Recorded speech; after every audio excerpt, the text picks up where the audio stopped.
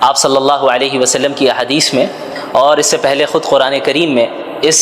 مبارک مہینے کی فضیلتوں کو بیان کیا گیا ہے۔ جہاں اس مبارک مہینے کی مختلف فضیلتیں ہیں، انہی میں سے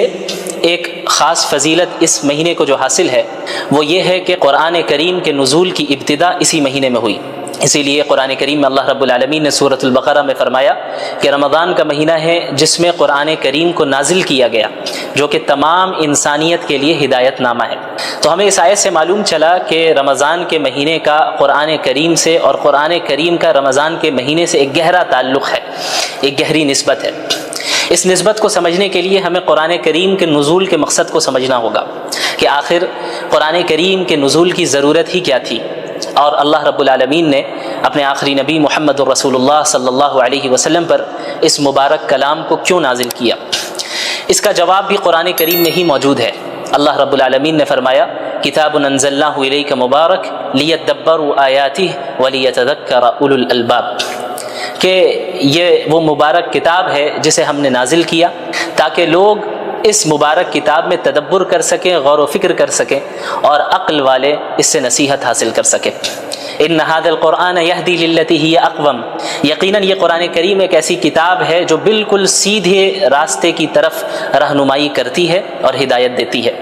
لہٰذا ہمیں معلوم چلا کہ قرآن کریم کے نزول کا مقصد تمام انسانیت تک ہدایت پہنچانا ہے، اور تمام انسانیت کے لیے ایک ایسا راستہ واضح کرنا ہے جس راستے کو اختیار کر کے ایک بندہ ہمیشہ ہمیش کی جنت میں داخل ہو سکے اور جہنم کے عذاب سے اپنے آپ کو بچا سکے۔ یاد رکھیں کہ اللہ کے نبی صلی اللہ علیہ وسلم تلاوت کلام اللہ اور قرآن کریم کو پڑھنا، اس کا دور کرنا، اسے سمجھنا، اس کی تعلیم دینا تو پورے سال آپ صلی اللہ علیہ وسلم کا یہ معمول تھا، لیکن رمضان المبارک میں مزید اہتمام کے ساتھ آپ صلی اللہ علیہ وسلم اس عمل کو انجام دیتے، یہاں تک کہ حضرت جبریل علیہ السلام ہر سال رمضان کے مہینے میں آپ صلی اللہ علیہ وسلم کے پاس تشریف لاتے اور قرآن کا دور ہوتا، اور آپ صلی اللہ علیہ وسلم کی زندگی کا جو آخری رمضان تھا اس میں حضرت جبریل علیہ السلام کے ساتھ اللہ کے نبی صلی اللہ علیہ وسلم نے 2 مرتبہ قرآن کریم کا دور کیا۔ تو قرآن کریم کا نزول اسے پڑھنے، سمجھنے اور اس سے ہدایت حاصل کرنے کے لیے ہوا ہے، اور کسی بھی کتاب سے فائدہ اسی وقت ہم حاصل کر سکتے ہیں، خصوصاً قرآن کریم سے ہدایت ہم اسی وقت حاصل کر سکتے ہیں کہ جب ہم قرآن کریم کو سمجھیں، قرآن کریم کو پڑھیں سمجھیں، صرف تلاوت تک ہی ہم اکتفا نہ کریں۔ اسی لیے اللہ تعالیٰ نے انبیاء علیہ الصلاۃ والسلام خصوصاً محمد الرسول اللہ صلی اللہ علیہ وسلم کے متعلق سورۃ الفرقان میں یہ بات بھی اللہ رب العالمین نے بیان فرمائی کہ وقال الرسول یا رب ان قوم اتخذوا هذا القرآن مہجورا، اللہ کے نبی صلی اللہ علیہ وسلم قیامت کے دن شکایت کریں گے اللہ رب العالمین سے کہ یا اللہ، اے میرے رب، میری قوم نے قرآن کریم کو چھوڑ دیا۔ ظاہر ہے کہ کوئی بھی مسلمان یہ نہیں چاہے گا کہ اللہ کے نبی صلی اللہ علیہ وسلم اس کے متعلق اللہ رب العالمین سے شکایت کرے، لہٰذا ہر مسلمان پر لازم ہے کہ قرآن کریم کے جو حقوق ہیں ان حقوق کی ادائیگی کرے۔ وہ حقوق کیا ہیں؟ مختصراً میں بیان کر دوں کہ علماء کرام نے قرآن کریم کے تقریباً 6 حقوق بیان کیے ہیں۔ سب سے پہلا حق تو یہ ہے کہ پورے قرآن کریم پر ایمان لانا کہ اللہ رب العالمین نے اس کلام کو نازل کیا ہے، اس کے الفاظ بھی اللہ کے ہیں، اس کے معنی بھی اللہ کے ہیں، اور اس میں کسی بشر کے کلام کا کوئی دخل نہیں، کسی مخلوق کے کلام کا کوئی دخل نہیں۔ سورۃ الفاتحہ سے لے کے سورۃ الناس تک ایک ایک آیت بلکہ ایک ایک حرف اللہ رب العالمین کی جانب سے نازل کردہ ہے، اور اس کی اتباع کرنا قیامت تک کے لوگوں کے لیے واجب ہے، ضروری ہے، اور اس سے انحراف اختیار کر کے کوئی بھی شخص کامیابی حاصل نہیں کر سکتا۔ قرآن کریم کا دوسرا حق ہے اس کی تعظیم کرنا، کہ چونکہ یہ ایک مقدس کتاب ہے، یہ اللہ کا کلام ہے، یہ کسی عام انسان کا کلام نہیں ہے، کسی مخلوق کا کلام نہیں ہے، یہ اللہ رب العالمین کے ڈیوائن ورڈز ہیں، یہ اللہ رب العالمین کے الفاظ ہیں، اس کے معنی ہیں، اور اس کی طرف سے نازل کردہ کلام ہے، لہٰذا اس کلام کی اس طرح تعظیم کی جائے جس طرح تعظیم کرنا رسول اللہ صلی اللہ علیہ وسلم نے ہمیں سکھایا ہے۔ اسی طرح قرآن کریم کا جو تیسرا حق ہے وہ قرآن کریم کی تلاوت کرنا ہے، چاہے قرآنی آیتوں کا مطلب سمجھ میں آ رہا ہو یا نہ آ رہا ہو، یہ ایک مستقل عبادت ہے اور یہ ایک مستقل قرآن کریم کا حق ہے کہ ہم قرآن کریم کی تلاوت کریں، جیسا کہ قرآن کریم میں اللہ رب العالمین نے انبیاء علیہ الصلاۃ والسلام کی بعثت کے مقاصد کا ذکر کیا، رسول اللہ صلی اللہ علیہ وسلم کی بعثت کے مقاصد کا ذکر کیا، تو وہاں پہ اللہ کے نبی صلی اللہ علیہ وسلم کے متعلق اللہ نے فرمایا یتلو علیہم آیاتی، کہ وہ قرآن کریم کی آیتوں کو تلاوت کر کے سناتے ہیں، اس کی تعلیم بھی دیتے ہیں اور اس کی تلاوت بھی کرتے ہیں۔ تو تعلیم کو الگ ذکر کیا گیا اور تلاوت کو الگ سے ذکر کیا گیا، جس سے معلوم چلتا ہے کہ قرآن کریم کی تلاوت کرنا، چاہے وہ سمجھ میں آئے یا نہ آئے، یہ ایک مستقل عبادت اور یہ قرآن کریم کا ایک مستقل حق ہے۔ اسی طریقے سے قرآن کریم کا جو چوتھا حق ہے اور بہت اہم حق ہے وہ ہے قرآن کریم کو سمجھنا، کیونکہ قرآن کریم کا نزول محض تلاوت کے لیے نہیں ہوا، قرآن کریم کا نزول محض رقیہ کرنے کے لیے نہیں ہوا، قرآن کریم کا جو نزول ہوا ہے وہ اس میں تدبر کرنے کے لیے ہوا ہے، جیسا کہ اللہ نے فرمایا کتاب انزلناہ الیک مبارک لیدبروا آیاتہ، کہ ہم نے اس مبارک کتاب کو آپ پر نازل ہی اس لیے کیا ہے تاکہ لوگ اس میں تدبر کریں، غور و فکر کریں۔ لہٰذا یہ ہر مسلمان کی ذمہ داری ہے کہ اپنے رب کے کلام کو سمجھیں، سیکھیں، اور خصوصاً رمضان المبارک میں قرآن کو پڑھنے، اس کی تلاوت کرنے اور اس کو سمجھنے کا اہتمام کریں، کثرت کے ساتھ کریں، چونکہ اس مہینے کا قرآن کریم سے بڑا گہرا تعلق ہے۔ اسی طرح قرآن کریم کا جو چوتھا حق ہے وہ ہے قرآن کریم پر عمل کرنا، چونکہ دین اسلام محض ایک آئیڈیالوجی نہیں ہے، محض ایک فکر نہیں ہے یا کوئی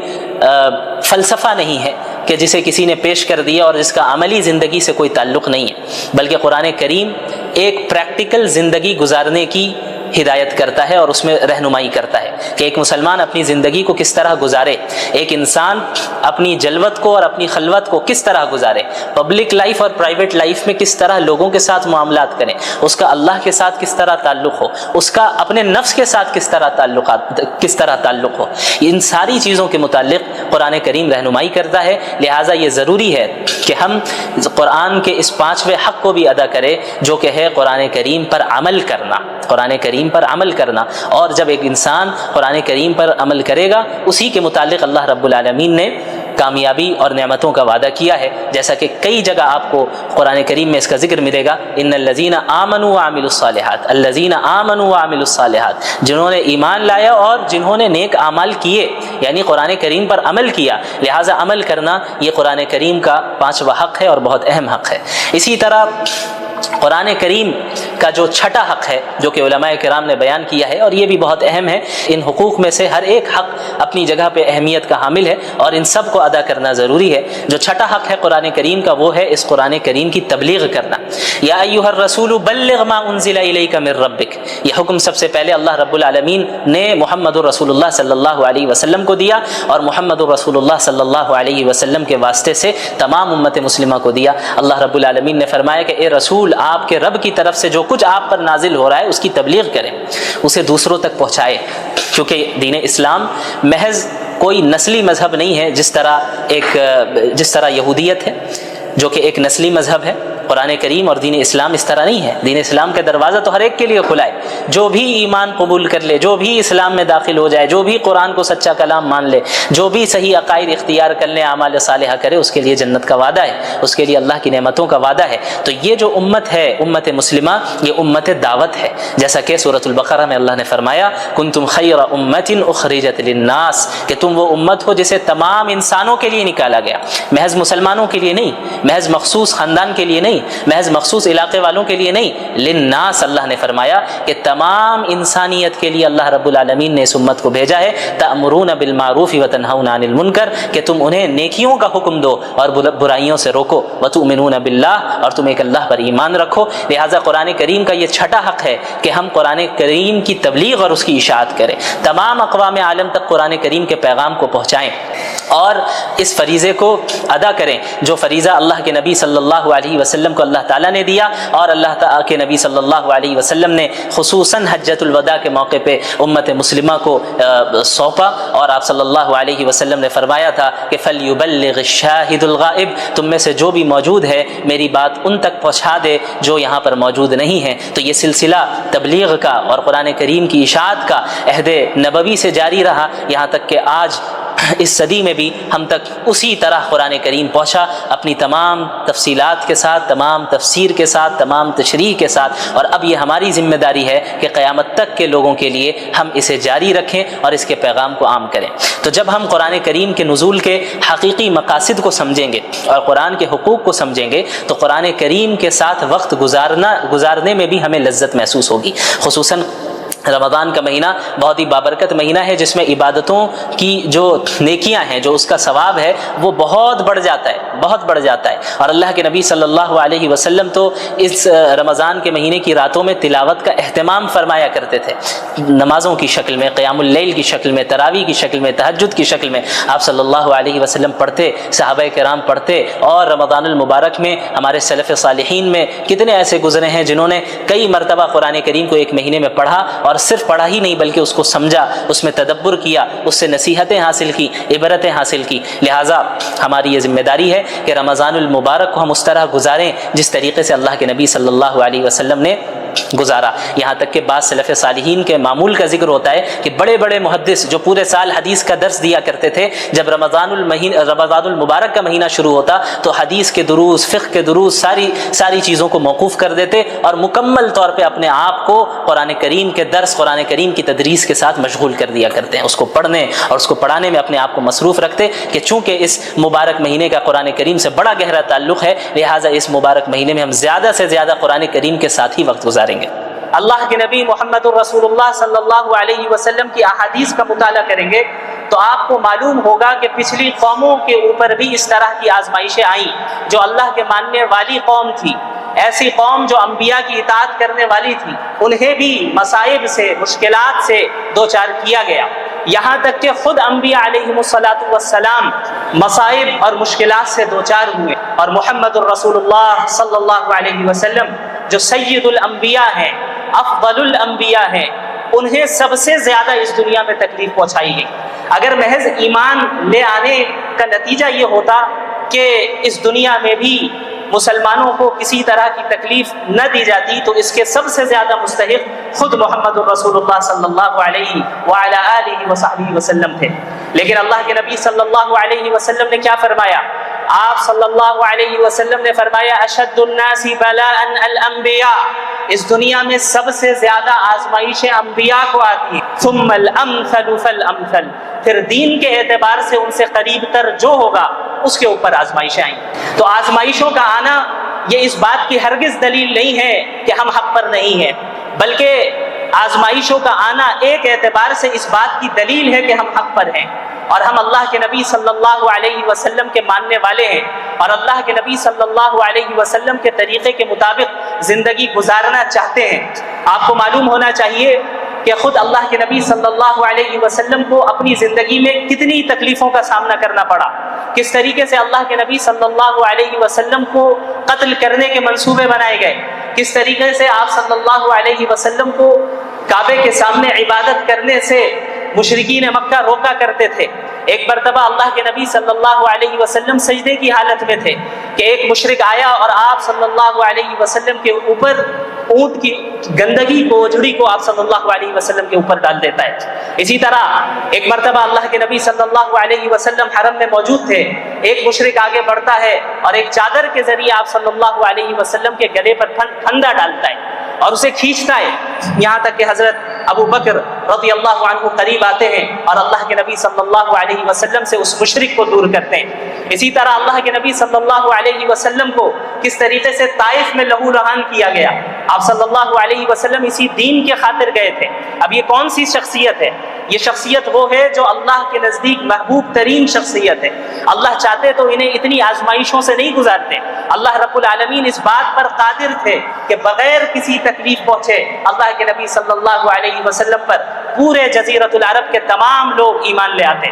لیکن اللہ کے نبی صلی اللہ علیہ وسلم کو بھی آزمائشوں سے گزارا گیا۔ کیوں؟ تاکہ قیامت تک کی امت کے لیے وہ ایک نمونہ بن سکے، قیامت تک کی امت کے لیے وہ ایک رول ماڈل بن سکے، امت نصیحت حاصل کر سکے کہ ان مواقع میں اللہ کے نبی صلی اللہ علیہ وسلم کی سنت کیا رہی، ان حالات میں اللہ کے نبی صلی اللہ علیہ وسلم نے کس طرح مشرکین کے ساتھ ڈیل کیا، ان حالات میں اللہ کے نبی صلی اللہ علیہ وسلم نے مسلمانوں کو کس طرح تیار کیا، منظم کیا. چونکہ آپ صلی اللہ علیہ وسلم کو قیامت تک کے لوگوں کے لیے نمونہ بنانا تھا، اسی لیے اللہ کے نبی صلی اللہ علیہ وسلم کو بھی ان آزمائش سے گزارا گیا، ان آزمائشوں سے گزارا گیا. 3 سال تک مشرکین مکہ نے شعب ابی طالب میں اللہ کے نبی صلی اللہ علیہ وسلم، مسلمان اور آپ کے خاندان والوں کا مکمل سوشل بائیکاٹ کیا، مکمل سوشل بائیکاٹ کیا، یہاں تک کہ مسلمانوں کے بچے ایک ایک دانے کے لیے ترس رہے تھے. یہ صورتحال گزری رسول اللہ صلی اللہ علیہ وسلم پر،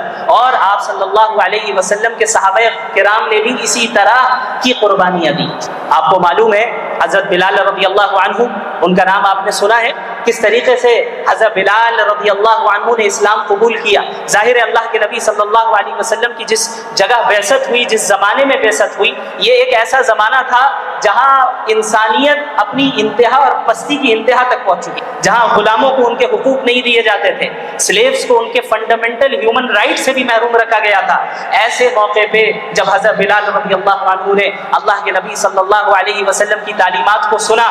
کہ یہ غلام تمہارے بھائی ہیں، انہیں وہی کھلاؤ جو خود کھاتے ہو، انہیں وہی پہناؤ جو خود پہنتے ہو، انہیں اتنا بوجھ نہ دو کہ وہ اسے پورا نہ کر پائے، اور اگر کوئی بھاری کام دینا بھی پڑ جائے تو تم خود ان کا تعاون کرو. اللہ کے نبی صلی اللہ علیہ وسلم کی ایسی تعلیمات جن کو سن کر حضرت بلال رضی اللہ عنہ اسلام کی طرف مائل ہوئے اور دل و دماغ میں ایمان راسخ ہو گیا. یہاں تک کہ ان کا جو مالک تھا حضرت بلال رضی اللہ عنہ کو چلچلاتی دھوپ میں تپتی ہوئی ریت کے اوپر رکھتا. مکۃ المکرمہ کی گرمی سے ہم سب واقف ہیں، جو بھی وہاں گئے ہیں جانتے ہیں کہ کس طرح کی شدید گرمی ہوتی ہے. وہاں کی تپتی ہوئی ریت کے اوپر حضرت بلال رضی اللہ عنہ کو رکھا جاتا اور ان کے سینے کے اوپر بھاری پتھر رکھا جاتا اور بار بار یہ کہا جاتا کہ تم محمد کے اتباع سے پیچھے ہٹ. اور وہ کیا کہتے؟ احد احد، صرف ایک اللہ، صرف ایک اللہ. آخر کیا چیز تھی جو حضرت بلال رضی اللہ عنہ کے اندر داخل ہو گئی تھی؟ ایک ایسی چیز جو انہیں دنیا کی ہر طرح کی تکلیفوں کو جھیلنے کے لیے تیار کر رہی تھی اور انہیں مضبوطی دے رہی تھی، انہیں طاقت دے رہی تھی. حضرت سمیہ رضی اللہ عنہا جو اسلام کی سب سے پہلی شہیدہ ہیں، کس طریقے سے، کس بے دردی کے ساتھ اور بے رحمی کے ساتھ انہیں شہید کیا گیا. ان کی شرمگاہ میں نیزہ مارا گیا اور انہیں شہید کر دیا گیا. حضرت مصعب بن عمیر رضی اللہ عنہ، یہ صحابی رسول ہیں. آپ کو معلوم ہوگا کہ اسلام لانے سے پہلے کافی مالدار تھے اور 200 درہم کا کپڑے پہنا کرتے تھے اور کافی قیمتی خوشبو اور عطر کو استعمال کیا کرتے تھے. بڑی لگژریس لائف گزارتے تھے، ناز و نعام میں پلنے والے تھے. لیکن جب انہوں نے اسلام قبول کر لیا، ان کی زندگی میں انقلاب آ گیا. ایک انسان، ہم اور آپ اپنے اوپر ذرا غور کریں، ہم اپنے کمفرٹ زون سے باہر نہیں آنا چاہتے، ہمیں اپنی زندگی میں ذرا سی تکلیف آ جائے تو ہم اللہ سے شکایت کرتے ہیں، ذرا سی تکلیف آ جائے تو ہم یہ شکایت کرتے کہ ہمارے ہی ساتھ ایسا کیوں ہوا. حضرت مصعب بن عمیر کے بارے میں سنیے. حضرت مصعب بن عمیر رضی اللہ عنہ وہ ہیں جو کافی مالدار تھے. انہوں نے جب اسلام قبول کیا تو ان کے جو چچا تھے انہوں نے ان سے کہا کہ تم اگر اپنے باپ کے دین کو چھوڑ رہے ہو تو پھر یہ جو مال تمہیں حاصل ہے یہ بھی تمہارے باپ کا ہی کمایا ہوا مال ہے، لہٰذا تمہیں اسے چھوڑنا ہو. انہوں نے یہ بات اس لیے کہی کہ شاید مصعب بن عمیر رضی اللہ عنہ ان کی بات سے، اس بات سے ڈر جائیں، چونکہ زندگی بھر لگژریس لائف میں رہے اور اب سارے مال و دولت چھیننے کی بات ہو رہی ہے تو شاید وہ محمد رسول اللہ کی اتباع سے پیچھے ہٹ جائیں. لیکن ایسا نہیں ہوا.